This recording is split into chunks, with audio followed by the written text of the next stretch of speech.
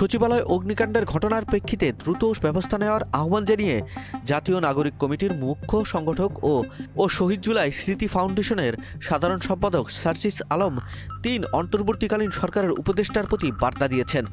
বৃহস্পতিবার ২৬শে ডিসেম্বর সামাজিক যোগাযোগ মাধ্যমে পোস্টে তিনি উপদেষ্টা নাহিদুল ইসলাম, আসিফ মাহমুদ সজীব ভুঁইয়া ও মাহফুজ আলমকে উদ্দেশ্য করে বলেন, সময় ফুরিয়ে গেছে, এখন বিপ্লবী ভূমিকা পালনের সময়, পুরো দেশ আপনাদের পাশে রয়েছে।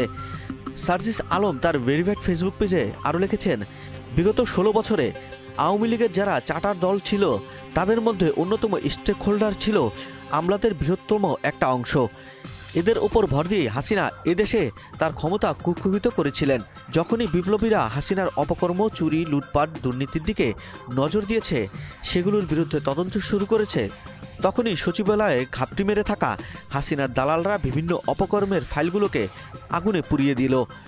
রাষ্ট্র সংস্কার করতে গেলে সবার আগে আমলাতন্ত্র ও প্রশাসনে যেসব চার্টার দল এখনও ঘাপটি মেরে লুকিয়ে আছে তাদের শেকড় থেকে উপড়ে ফেলতে হবে বলে উল্লেখ করেন সার্জিস আলম।